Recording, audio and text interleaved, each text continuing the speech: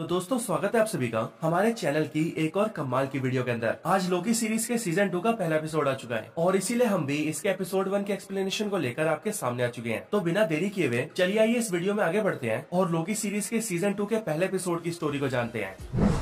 तो सीजन 2 की स्टार्टिंग बिल्कुल वहीं से होती है जहाँ पर लोकी सीरीज का सीजन 1 एंड हुआ था, यानी कि जब सिल्वी लोकी को टाइम डोर के अंदर धकेल देती है और ही हू रिमेन्स को जान से मार देती है। तब उसके बाद से इस सेक्रेट टाइमलाइन टूट जाती है, जिसके बाद वहीं से सेक्रेट टाइमलाइन से बहुत सारी अदर ब्रांचेस निकलने लगती है, यानी कि मल्टीवर्स की शुरुआत हो जाती है। और इधर लोकी टाइम डोर के जरिए सीधा TVA में आ जाता है, जहाँ पर उसे दिखते हैं मोबियस और हंटर B15, जिन्हें देखकर लोकी उन्हें ही हू रिमेन्स के बारे में बताता है। लेकिन वो दोनों ही लोकी को पहचान नहीं पाते, और वो इसीलिए क्योंकि वो मेन TVA नहीं बल्कि कोई दूसरे टाइमलाइन का TVA होता है। और लोकी भी इस बात को बहुत जल्दी समझ जाता है। लोकी को ना पहचानने की वजह से मोबियस और हंटर B15 TVA के दूसरे गार्ड्स के साथ मिलकर लोकी को पकड़ने की कोशिश करते हैं, लेकिन लोकी किसी तरह से उनसे भागते हुए सीधा कैसी के पास जाता है। लेकिन जब लोकी कैसी से मिलता है तब कैसी भी उसे पहचानने से मना कर देता है, और इसीलिए कैसी अपने डिवाइस के जरिए बाकी सभी को ये बताने लगता है कि वो घुसपैठिया उसके सामने खड़ा है। लेकिन तभी लोकी के साथ कुछ अजीब होता है, बिल्कुल एक छोटे से ग्लिच की तरह, क्योंकि जैसे ही लोकी के साथ ग्लिच होता है वैसे ही वो वहाँ से गायब होकर कहीं और पहुँच जाता है। लेकिन जैसे ही लोकी ये जानने की कोशिश करता है कि वो कहाँ पर है, वैसे ही उसे समझ आ जाता है कि वो इस टाइम पर अपने खुद के TVA में है, जहाँ पर उसके सामने कैसी खड़ा होता है और वो लोकी को पहचान जाता है। इसके बाद ही लोकी को अपने सामने एक टूटा हुआ फर्श दिखता है, और उस टूटे हुए फर्श को देखकर लोकी को ये याद आता है कि जब वो TVA के गार्ड से भागते हुए कैसी के पास आ रहा था तब ये फर्श उसी दौरान टूटा था। और इसीलिए यहीं से लोकी ये समझ आता है कि अभी इससे पहले वो जिस TVA के अंदर था वो किसी और टाइमलाइन का TVA नहीं बल्कि यही TVA था, यानी कि TVA सिर्फ एक ही है। लेकिन लोकी अभी कुछ टाइम पहले TVA के पास्ट में था, यानी कि बीते हुए टाइम में, लेकिन अभी एक ग्लिच की वजह से वो वापस प्रेजेंट में आ चुका है। उस टूटे हुए फर्श को दिखाकर लोकी कैसी से उसके बारे में पूछता है, जिस पर कैसी लोकी को बताता है कि फर्श पर वो क्रैक काफी टाइम से है, शायद बहुत सालों से। और फिर इसीलिए यहीं से लोकी को ये कंफर्म हो जाता है कि जो वो सोच रहा है कहानी बिल्कुल वैसी ही है। अभी वो कुछ टाइम पहले पास में था और फिर अचानक से एक ग्लिच की वजह से वो प्रेजेंट में आ चुका है। इसके बाद ही लोकी कैसी से मोबियस के बारे में पूछता है और वो कहता है कि मोबियस और हंटर B15 कहाँ पर है। लेकिन कैसी लोकी को कुछ बता पाता कि उससे पहले ही लोकी एक बार फिर से ग्लिच की वजह से गायब हो जाता है। इसके बाद कैसी मोबियस और हंटर B15 के पास जाता है और उन दोनों को ये बताता है कि अभी कुछ टाइम पहले उससे लोकी मिलने आया था और वो उन दोनों के बारे में पूछ रहा था, लेकिन उसके कुछ बोलने से पहले ही लोकी उसके सामने ही गायब हो गया। यहाँ पर हंटर B15 और मोबियस को समझ पाते कि उससे पहले ही उनके पास TVA का एक दूसरा गार्ड आता है जिसका नाम होता है X5, और वो X5 उन दोनों को बताता है कि रेवोना रेंसलेयर जो कि पहले TVA की जज थी, उसके अचानक गायब होने के बाद जजेस की एक नई काउंसिल बनाई गई है और वो काउंसिल मोबियस और हंटर B15 से मिलना चाहती है। इसीलिए उन दोनों को अभी के भी उनके सामने जाना होगा। इसके बाद ही मोबियस और हंटर B15 X5 के साथ चले जाते हैं, लेकिन उनके वहाँ से निकलते ही लोकी फिर से कैसी के सामने आता है और वो कैसी से मोबियस के बारे में पूछकर सीधा मोबियस के पास जाता है। लोकी भागते भागते मोबियस की ओर जाता है और वो मोबियस को देख भी लेता है, लेकिन वो जैसे मोबियस को आवाज लगाता उससे पहले ही ग्लिच की वजह से वो एक बार फिर से पास्ट में चला जाता है। जहाँ आते ही लोकी सीधा वहाँ वॉर रूम में जाता है, जहाँ की दीवारों के ऊपर कैंग की मूर्तियाँ बनी होती है। इधर प्रेजेंट टाइम के अंदर हम ये देखते हैं कि जजेस की नई काउंसिल मोबियस और हंटर B15 से पूछ रहे होते हैं कि सेक्रेट टाइमलाइन पूरी तरह से टूट चुकी है और उसके अंदर बहुत सारी ब्रांचेस बन रही हैं, लेकिन तुम दोनों उन ब्रांचेस को रोकने की बजाय उन्हें रोकने के ऊपर ही बैन लगा रहे हो और बाकियों को भी ऐसा करने से रोक रहे हो। तो क्या हम जान सकते हैं कि तुम लोग ऐसा क्यों कर रहे हो? ये सुनने के बाद हंटर B15 जज से कहती है कि हमें इस बात को समझाने का एक मौका चाहिए। इधर कहानी फिर से पास्ट में आ जाती है, जहाँ पर लोकी उस वॉर रूम के अंदर अलग अलग चीजों को देख रहा होता है और फिर तभी लोकी की नजर एक टेप के ऊपर जाती है, जिसे लोकी जैसे ही प्ले करता है वैसे ही उसके अंदर से कैंग की आवाज आती है। हालांकि ये कैंग का कौन सा वेरिएंट होता है ये तो हमें नहीं पता, बट कैंग का वो वेरिएंट कहता है, तुम कमाल की हो रेवोना रेंसलेयर, तुम्हारे साथ काम करके मुझे बहुत मजा आएगा। तुमने तो इस पूरी जंग का रुख ही बदल दिया है और इसीलिए तुम्हारा शुक्रिया मेरा साथ देने के लिए। और फिर इसके बाद ही रेवोना की भी आवाज आती है जो कि कैंग के वेरिएंट से थैंक्स कहती है। इधर स्टोरी फिर से प्रेजेंट में आती है, जहाँ पर हंटर B15 जज को बताते हुए कहती है कि हम लोग ये समझ चुके हैं कि हम सब वेरिएंट्स हैं, वो वेरिएंट्स जो कि सालों से TVA के अंदर काम कर रहे हैं, लेकिन इस TVA से पहले हम सबकी जिंदगी थी, हम सबकी खुद की और अपनी जिंदगी,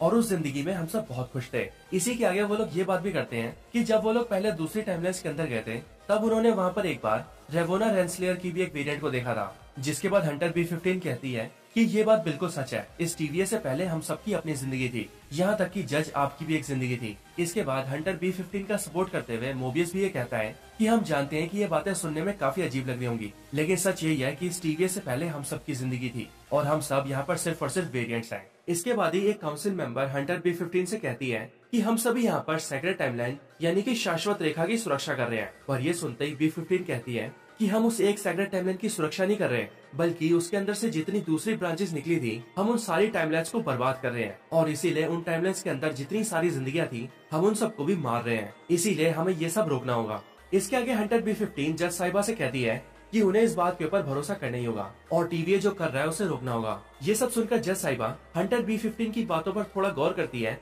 और इन सारी बातों को समझने के लिए टीवीए को ये ऑर्डर जारी कर देती है कि वो अभी के अभी दूसरे टाइमलाइन्स को भ्रूण करना बंद कर दें। इसके ठीक बाद ही वहाँ पर लोकी फिर से आ जाता है और वहाँ पर आने के बाद ही लोकी मोबियस से कहता है कि क्या तुम मुझे जानते हो या फिर नहीं, जिस पर मोबियस उससे कहता है हाँ लोकी मैं तुम्हें जानता हूँ। बट ये देखकर टीवीए का दूसरा गार्ड यानी कि X5 लोकी के ऊपर हमला करने आता है और उससे अपनी स्टिक से वार करने जाता है, लेकिन लोकी उससे उसकी स्टिक ले लेता है और उस स्टिक को लेकर सीधा दीवार पर मारता है, जिसके बाद दीवार की वो वॉल जल जाती है और पीछे से बिल्कुल वही इमेज बाहर आती है जिस इमेज को लोकी ने पास्ट में देखा था। और फिर लोकी सभी को ये दिखाता है कि यही वो शख्स है जिसने इस पूरी टीवीए को बनाया है और इसी की वजह से तुम सभी सालों से यहाँ पर फंसे हो, क्योंकि इसने तुम्हारी जिंदगियां चुराई हैं। लेकिन बुरी खबर तो ये है कि अब ये वापस आने वाला है और एक बहुत बड़ी जंग होने वाली है। लेकिन लोकी की इन सारी बातों को सुनकर मोबियस उसके हाथ से स्टिक ले लेता है और वो उससे कहता है कि वो शांत हो जाए और शांति से उसके साथ चले। लोकी, मोबियस और हंटर B-15 के वहाँ से जाने के बाद काउंसिल X5 को ये ऑर्डर्स देते हैं कि वो सभी जल्दी से जल्दी सिल्वी को ढूंढे, क्योंकि ये सारा कांड उसी की वजह से हो रहा है। इधर मोबियस लोकी से पूछता है कि जब आखिरी बार मैं तुम्हारे साथ था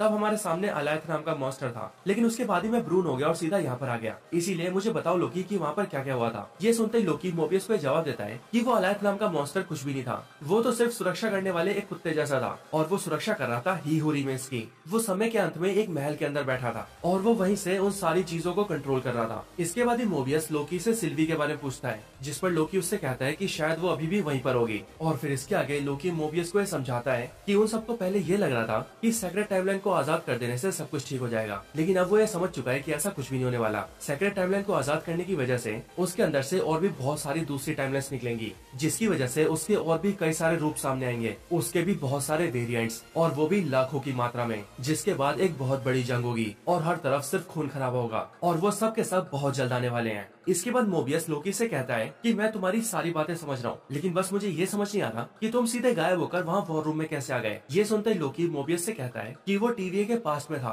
और फिर अचानक से वो टीवीए के प्रेजेंट में आ गया उन लोगों के सामने। पर इसी पर मोबियस उससे कहता है कि टीवीए इस तरह से काम नहीं करता, टीवीए का ना तो कोई पास्ट है और ना ही कोई फ्यूचर, टीवीए टाइम से परे है, इसीलिए तुम्हारे साथ कुछ और हुआ होगा, ऐसा तो नहीं हो सकता। लेकिन ये सुनकर लोकी उससे कहता है कि बेशक से पहले टीवीए का पास्ट और प्रेजेंट ना हो, लेकिन अब है, क्योंकि उसके साथ ऐसा हुआ है। लेकिन मोबियस फिर भी लोकी की बातों पर भरोसा नहीं करता, बट उसके सामने ही लोकी एक बार फिर से ग्लिच करता है और वहाँ से गायब हो जाता है और फिर कुछ ही सेकंड के अंदर वापस भी आ जाता है, जो देखकर मोबियस को भरोसा हो जाता है कि लोकी जो भी कह रहा है वो सच कह रहा है। इसके बाद मोबियस लोकी से कहता है कि उन्हें लोकी की इस हालत को ठीक करना होगा और उसके लिए वो मिस मिनट को कॉल कर रहा है ताकि मिस मिनट उनकी हेल्प कर सके। लेकिन ये सुनते ही लोकी मोबियस को रोक देता है और वो उसे समझाता है कि मिस मिनट भी उसके साथ मिली हुई है, यानी कि उस ही हुरीमेंस के साथ, और इसीलिए वो बिल्कुल भी भरोसे लायक नहीं है। इसके बाद मोबियस लोकी से कहता है कि उन दोनों को रिपेयर एंड एडवांसमेंट डिपार्टमेंट में जाना चाहिए, क्योंकि वहाँ से उन दोनों को मदद मिल सकती है, क्योंकि उन दोनों को लोकी के इस तरह से बार बार गायब होने की स्थिति को रोकना होगा। इसके बाद ही मोबियस लोकी को सीधा उस डिपार्टमेंट में ले जाता है, जहाँ पर जाने के बाद उन दोनों की मुलाकात ओरोबोरस से होती है, जो कि उन दोनों से मिलकर लोकी से कहता है कि मैं और मोबियस एक दूसरे को काफी टाइम से जानते हैं और मोबियस मुझे प्यार से ओबी बुलाता है। लेकिन मोबियस को इस बारे में कुछ भी याद नहीं आता, लेकिन वो लोकी के सामने बहाना करता है कि वो ओबी को जानता है। इसके बाद ही मोबियस ओबी को लोकी की स्थिति बताता है, जो बताते ही लोकी एक बार फिर से ग्लिच करता है और पास्ट में चला जाता है और सीधा पास्ट के ओबी से मिलता है। इधर प्रेजेंट टाइम में मोबियस ओबी से कहता है कि देखा तुमने, यही दिक्कत है इसके साथ। और फिर ये देखकर ओबी उसे बताता है कि ये टाइम स्लिपिंग है, यानी कि अचानक से टाइम के फ्लो में आगे या पीछे निकल जाना। फिर इधर पास्ट टाइम में हम ये देखते हैं कि लोकी पास्ट के ओबी से कहता है कि उसे ये प्रॉब्लम हो रही है, जिस पर पास्ट का ओबी भी ये समझ आता है कि वो टाइम स्लिपिंग है और इसीलिए लोकी उससे कहता है कि वो इसे ठीक करने में उसकी मदद करे, जिस पर पास्ट का ओबी उसके लिए एक डिवाइस बनाता है और वो लोकी से कहता है कि इस डिवाइस के जरिए तुम्हें ठीक किया जा सकता है। इधर प्रेजेंट टाइम में मोबियस के सामने ओबी को कुछ बातें याद आने लगती हैं और वो इसीलिए क्योंकि इसी टाइम पर पास्ट में जाकर लोकी ओबी से बातें कर रहा होता है। इसीलिए ओबी को याद आ जाता है कि उसने लोकी के लिए पास्ट में एक मशीन बनाई थी जिससे लोकी के टाइम स्लिपिंग को ठीक किया जा सकता है। इधर प्रेजेंट टाइम में मोबी ओबियस को वो डिवाइस देता है और साथ ही साथ उसे ये भी बताता है कि लोकी के साथ ये इसीलिए हो रहा है क्योंकि वो समय की धारा में फंसा हुआ है और इस मशीन की मदद से मोबियस को लोकी को वहाँ से निकालना होगा। लेकिन ये काम बहुत खतरनाक है क्योंकि अगर इसे समय रहते नहीं किया गया तो इससे मोबियस की जान चली जाएगी। इसके बाद ही ओबी लोकी और मोबियस को लेकर सीधा टेम्पोरल लूम में जाता है जो कि टीवीए की सबसे मेन जगह थी और यहीं से ही लोकी को ठीक किया जा सकता है। यहाँ ओबी उन दोनों को बताता है कि इसी जगह पर दूसरी टाइमलाइंस को सेक्रेट टाइमलाइन के अंदर मिलाया जाता है और लोकी को ठीक करने का सिर्फ यही तरीका है क्योंकि यहाँ पर मोबियस को लोकी को टाइम फ्लो के अंदर से निकालना होगा।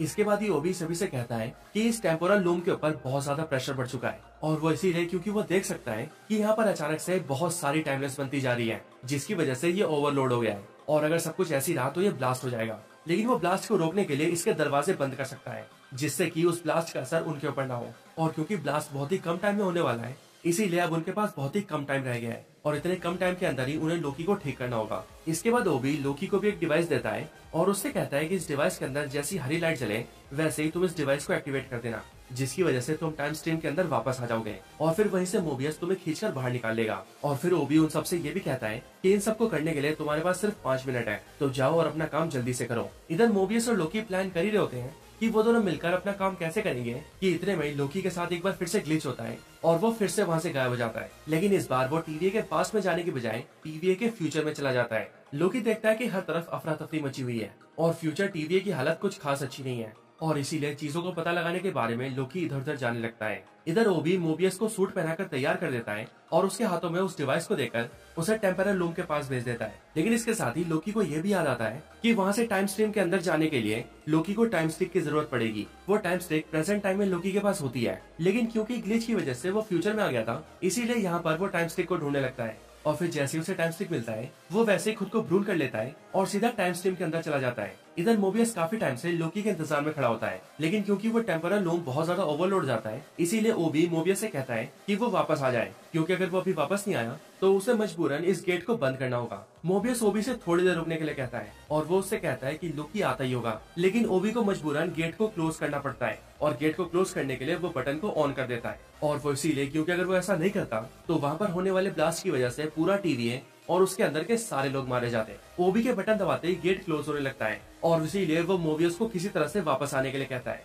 इधर मोबियस भी ये समझ जाता है कि अब लोकी वहाँ पर नहीं आने वाला क्योंकि शायद से लोकी अब टाइम स्ट्रीम के अंदर कहीं खो गया है इसीलिए मोबियस भी वापस आने की कोशिश करने लगता है बट उसके लिए वापस आना बहुत मुश्किल होता है और इसीलिए वो धीरे धीरे अपने कदम बढ़ाने लगता है। लेकिन फिर तभी मोबियस को लोकी दिख जाता है और इसीलिए वो अपने डिवाइस के जरिए लोकी को वहाँ से खींच लेता है जिसके बाद लोकी सीधा उड़ते हुए मोबियस से आकर टकराता है और वो दोनों ही गेट के बंद होने से पहले टीवीए के अंदर आ जाते हैं और इस तरह से मोबियस लोकी को बचा लेता है और लोकी मोबियस को बचा लेता है। लेकिन इसके बाद ही टीवीए की दूसरी तरफ हंटर B-15 ये देखती है कि टीवीए के बहुत सारे सोल्जर्स टाइम गेट के जरिए कहीं जा रहे होते हैं और उन सबको देखकर हंटर B-15 ये समझ जाती है कि अब कुछ बहुत बड़ा होने वाला है और इसके साथ ही ये एपिसोड यहीं पर खत्म हो जाता है। एपिसोड के खत्म होने के बाद इसके अंदर एक पोस्ट क्रेडिट सीन भी आता है जिसके अंदर हम ये देखते हैं कि टाइम डोर के जरिए सिल्वी एक बिल्कुल ही अनजान टाइमलाइन के अंदर पहुंच जाती है जो कि सेक्रेट टाइमलाइन की एक ब्रांच टाइमलाइन होती है और जहां वो पहुंचती है उस जगह का नाम होता है ब्रॉक्सटन ओक्लाहोमा और ये साल होता है साल 1982।